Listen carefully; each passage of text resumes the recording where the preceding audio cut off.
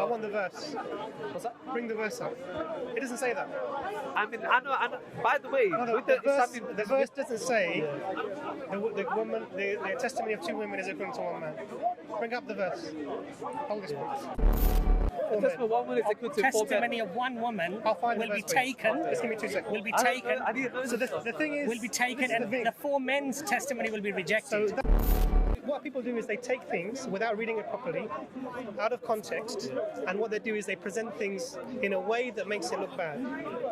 So if there is no concept in Islam that a woman is somehow inferior or worthless, or it's not there. This one, it was about the fact that why is it the testimony of two women is equivalent to one man? And so I told him my argument was in response. It was according to Islam Kuwait that apparently women are more forgetful. So having that second woman is.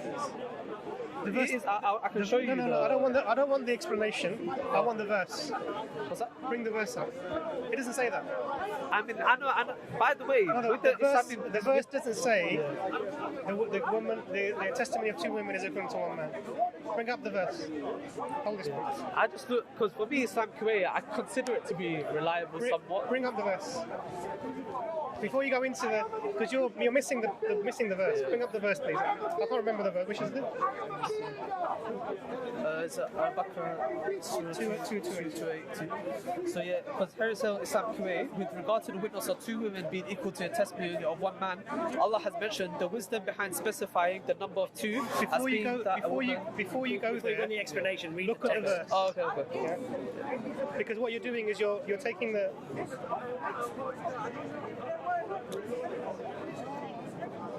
Okay, listen. Now let's read the verse. Okay. You can read it. Sure. So, call upon two of your men to witness. If two men cannot be found, then one man and two women of your choice will witness. So, if one of the women forgets, the other may remind her. Okay. So, what's the last bit at the end? So, if one of the women forgets, the other may remind her. Okay. What happens if the woman doesn't forget? Then her testimony can be accepted still.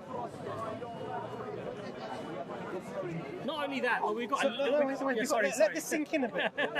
Actually, it's a profound point. Yeah. So what's it telling you? Yeah, it's not the case that women are inferior or that two women. So if the woman doesn't forget, her testimony is valid. So the question comes, why the second woman? That's the question, isn't it? If anything, you could argue that it's even more beneficial because it's like an extra security layer. Well, let me give you a very practical example of this. One more thing, yeah. I'm too eager. When it comes to, I need to relax. Let's look at I said too another much today. I'm going to bite my tongue a bit. I really want to hear you talk, and then I just can't help myself. Sorry, bro. What happens in the cases of I've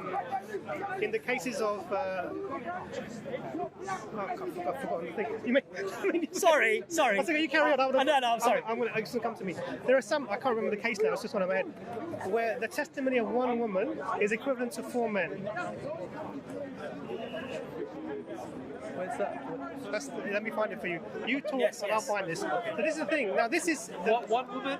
The testimony of one woman is equal to four men. Testimony of one woman will be taken. Just give me 2 seconds. Will be taken. So the thing is, will be taken, and the four men's testimony will be rejected. So that verse in 282 is specifically about financial transactions, an area of unfamiliarity for women at that time in general. If the woman is an expert in this field, خلاص. And he says in the verse, if she forgets. If she doesn't forget, there's no. It's conditional. Conditional. And we miss the condition. We start looking at explanations. Yeah. The verse doesn't even say that. It's equivalent to. It doesn't even say. So let me find the other verse. Let him find the verse. You can. Where did we get most of our hadith from? Most of our hadith. Testimony of who? Aisha radiallahu anha. Yeah. Who has to corroborate her sayings for us to accept it? Nobody.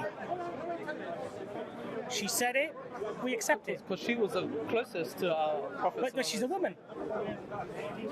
Much of your deen that we learned from her, she's the mother. My point to you is that there's a testimony of one woman, Aisha radiallahu anha. Yeah.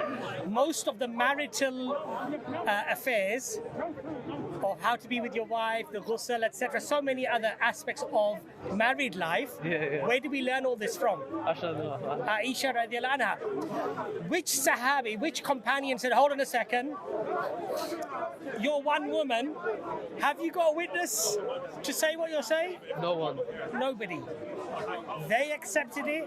Not only did they accept it, they said, when we differed on a matter, the companions now, yes? Men of Arabia, the warriors of Arabia. When we differed on a matter, we would rush to Aisha radiallahu anha. Because her memory, her scholarship was greater than ours. Yes? It elevated women. Subhanallah, 14 centuries ago. The non-Muslims choose not 14 to believe. 14 centuries ago, right?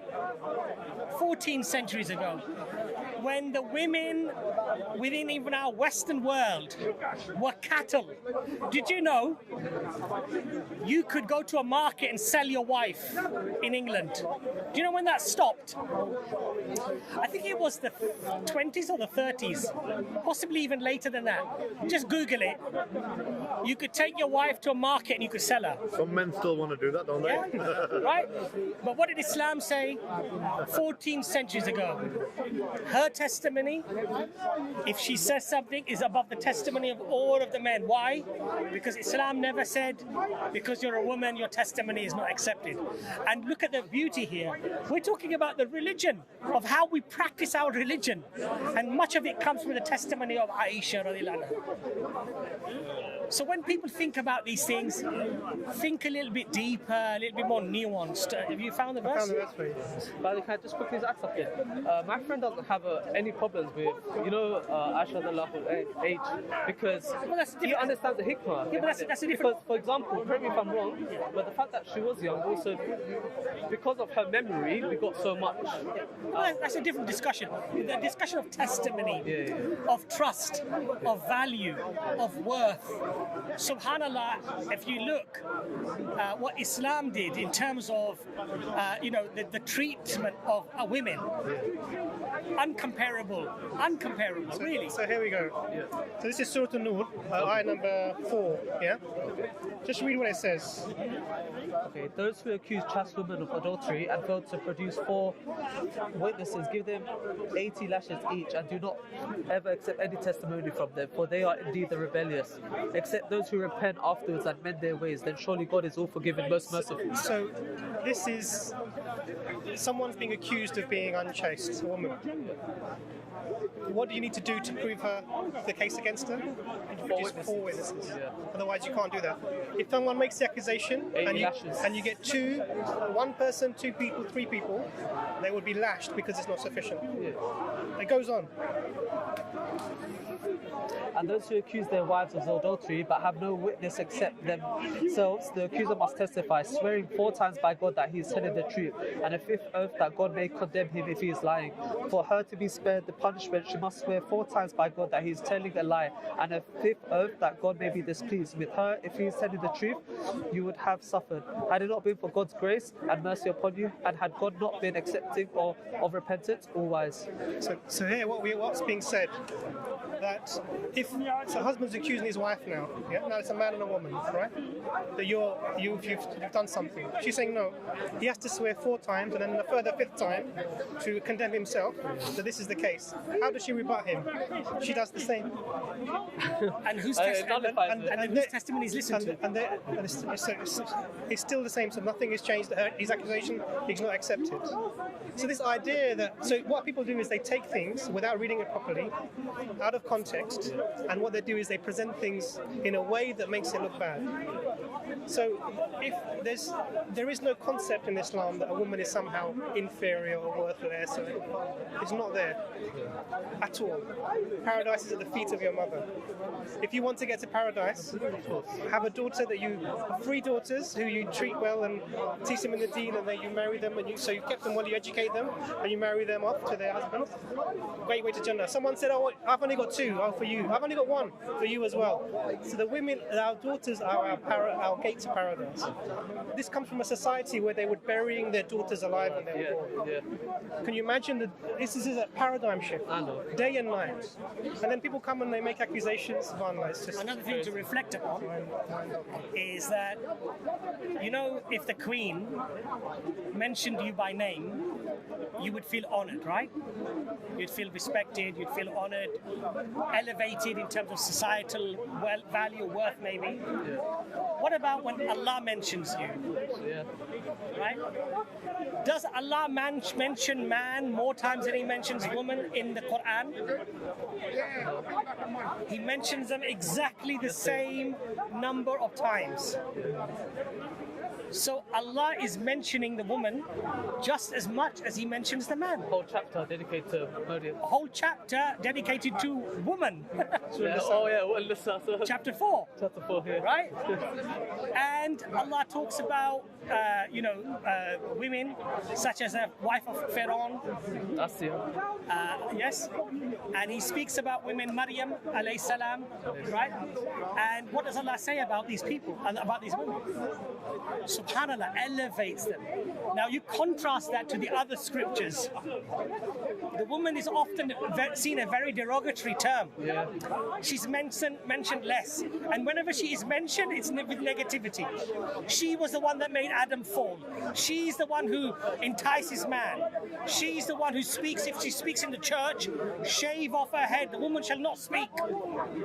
Contrast that with Islam. And these people, I'm not talking about your friend here, but these people often criticize Islam for our treatment of women, subhanAllah.